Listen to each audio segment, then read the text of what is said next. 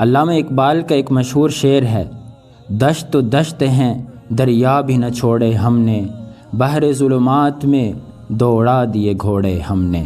علامہ اقبال نے یہ شعر مسلمانوں کے ایک عظیم مجاہد، عظیم سپوت سلطان جلال الدین خوارزم شاہ کے بارے میں کہے تھے، جنہوں نے آدھی دنیا فتح کرنے والے چنگیز خان کو بے بس کر کے رکھ دیا تھا، جن کے عظیم کارنے سے آج بھی دنیا کفر لرز اٹھتا ہے۔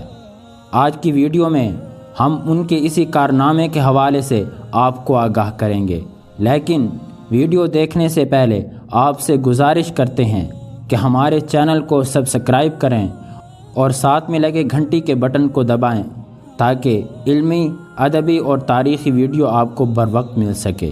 تو آئیے چلتے ہیں اپنی ویڈیو کی جانب۔ معزز ناظرین، ضلع اٹک میں دریائے سندھ کے کنارے ایک علاقہ ہے جسے باغ نیلاب کے نام سے جانا جاتا ہے۔ نیلاب کے ایک طرف تو دریائے سندھ کا ساحل ہے اور دوسری طرف پہاڑی سلسلہ، قریب ہی دریائے کابل اور دریائے سندھ کا سنگم ہوتا ہے۔ پہاڑی سلسلے اور ساحل کے درمیان وسیع و عریض میدان ہے۔ نیلاب اسی میدان کا تاریخی نام ہے۔ 24 نومبر 1221 عیسوی بروز بدھ دن کا آخری پہر ہے۔ نیلاب کا میدان لاشوں سے اٹا پڑا ہے۔ ہر سمت انسانی اعضاء ڈھیریوں کی صورت میں نظر آ رہے ہیں۔ زخمیوں کی آہ و بکا سے کان پڑی آوازیں سننا دشوار ہے۔ آسمان پر منڈلاتے گدھوں کے غول، جگہ جگہ گھومتے بغیر سواروں کے گھوڑے کے جن کے سوار قتل ہو چکے ہیں۔ بکھری ہوئی شمشیریں اور ڈھالیں اس بات کی گواہی دیتی ہیں کہ تاریخ اسلام کا ایک عظیم الشان معرکہ آج اس میدان میں پیش آیا ہے، مگر یہ معرکہ ابھی ختم نہیں ہوا۔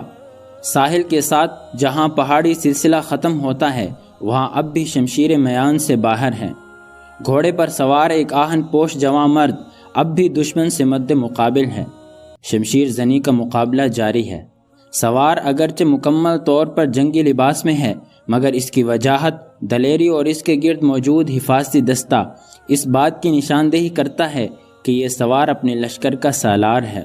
دفعتاً قریب موجود خیموں میں سے ایک عورت نکل کر چلاتی ہے، جلال، جلال، تجھے اللہ کا واسطہ ہمیں قتل کر دے، جلال ہمیں تاتاریوں کی قید سے بچا لے۔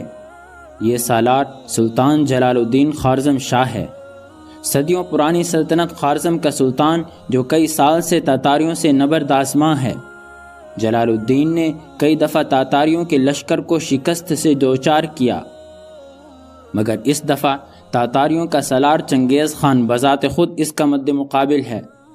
چنگیز خان صحرائے گوبی سے یلغار کرتا اور سلطان جلال الدین کا تعاقب کرتا دریائے سندھ کے کنارے اس وقت سلطان سے برسر پیکار ہے۔ شاہی خیمہ سے پھر اس عورت کی صدا آتی ہے۔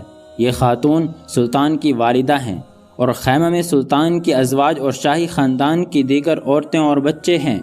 انہیں نظر آ رہا ہے کہ سلطان جلال الدین کو شکست ہو چکی ہے اور وہ مٹھی بھر سپاہیوں کے ساتھ تاتاریوں سے زیادہ دیر تک نہیں لڑ سکتا۔ شاہی خواتین چنگیز خان کی قید میں جانے سے مر جانا زیادہ بہتر سمجھتی ہیں۔ سلطان شش و پنج میں مبتلا ہے کہ خون رشتہ داروں کو اپنے ہاتھ سے وہ کس طرح موت سے ہمکنار کرے۔ سلطان کے محافظ سپاہیوں کی تعداد گھٹتی جا رہی ہے اور تاتاریوں کا گھیرا تنگ سے تنگ ہوتا جا رہا ہے۔ سامنے ہی ظلم اور ستم کا نشان بنا چنگیز خان موجود ہے اور وہ اس آخری معرکہ آرائی کو دلچسپی سے دیکھ رہا ہے۔ اس کا حکم ہے کہ سلطان کو زندہ گرفتار کیا جائے، اسی لیے تاتاری سپاہی سلطان کو تھکا کر گرفتار کرنا چاہتے ہیں۔ شاہی خیمہ سے سلطان کی والدہ کی صدا ایک دفعہ پھر بلند ہوتی ہے۔ اس دفعہ سلطان جلال الدین فیصلہ کر لیتا ہے۔ وہ شاہی خیموں کی طرف بڑھتا ہے اور پھر تاریخ ایک عجیب منظر دیکھتی ہے۔ سلطان شاہی خواتین کو، جس میں اس کی والدہ اور بیویاں شامل ہیں، یہ کے بعد دیگرے دریائے سندھ کی موجوں کے سپرد کر دیتا ہے۔ اہل و عیال سے بے پرواہ ہو کر سلطان ایک بار پھر تاتاریوں کی افواج سے نبرد آزما ہو جاتا ہے۔ اس کے ساتھیوں کی تعداد کم ہوتی جا رہی ہے۔ تاتاری سپاہ کا گھیرا تنگ ہو چکا ہے۔ سلطان کے پیچھے دریائے سندھ کی موجیں اپنی جولانی دکھا رہی ہیں۔ سامنے کی طرف سے تاتاریوں کا لشکر سیلاب کے مانند بڑھتا چلا آ رہا ہے۔ سلطان لبے دریا چٹانوں کی بلندی پر چڑھ جاتا ہے۔ چٹان پر موجود جلال الدین اپنا تھکا ماندہ گھوڑا تبدیل کرتا ہے۔ تیر اندازوں سے محفوظ رہنے کے لیے ڈھال کمر پر لٹکا لیتا ہے۔ نیزہ، ترکش اور کمان ساتھ لیتا ہے۔ ایک مسکراتی نگاہ چنگیز خان کی طرف ڈالتا ہے، جو سلطان کو زندہ گرفتار کرنے کی فکر میں ہے۔ اس سے پہلے کہ چنگیز خان سلطان کا ارادہ بھانپ لے، سلطان گھوڑے کو چاوک رسید کرتے ہوئے خطرناک بلندی سے دریائے سندھ کی سرکش اور تیز و تند موجوں میں چھلانگ لگا دیتا ہے۔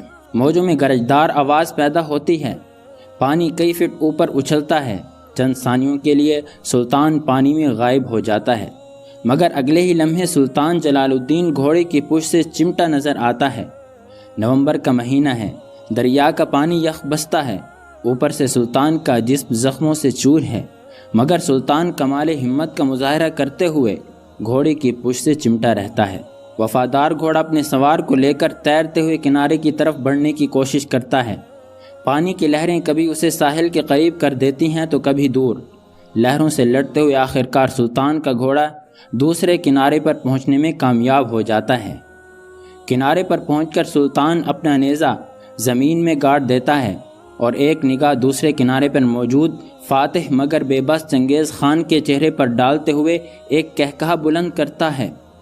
وہ چنگیز خان جس کا نام ظلم اور ستم کی علامت ہے، جس کے کان چیخیں اور آہیں سننے کی عادی ہیں، وہ جس سلطان کی موت کی تمنا لیے دریائے سندھ تک کا سفر طے کر کے آیا ہے، وہ سلطان اس کی آنکھوں میں آنکھیں ڈالے کہکہا لگا رہا ہے۔ عجیب منظر ہے۔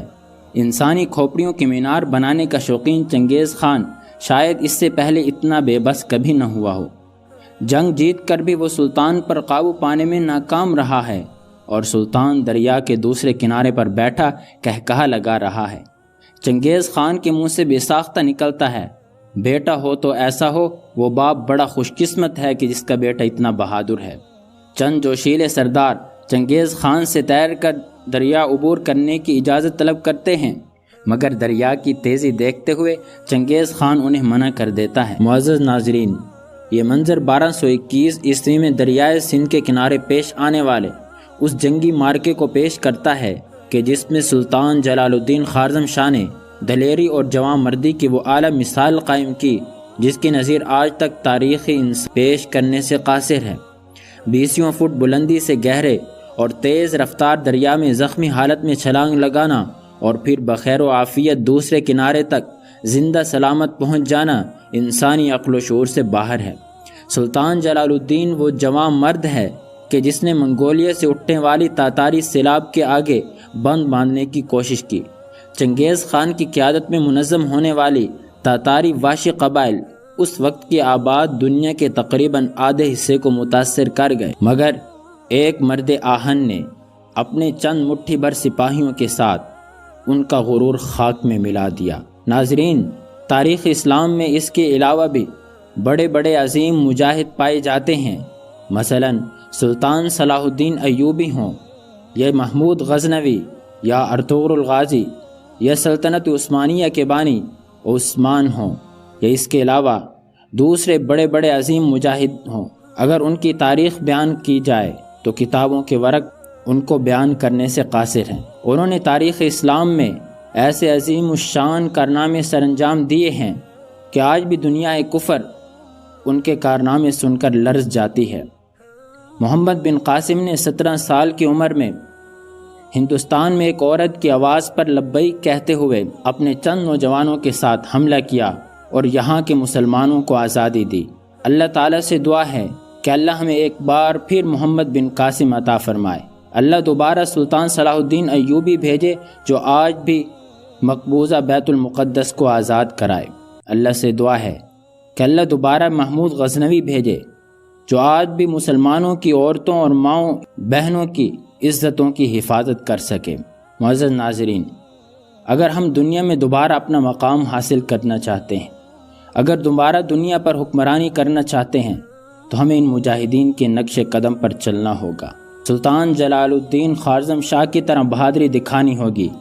علامہ اقبال نے انہی کے لیے یہ شعر کہا تھا، دشت دشت ہیں دریا بھی نہ چھوڑے ہم نے، بحر ظلمات میں دوڑا دیے گھوڑے ہم نے۔ اللہ نگہبان۔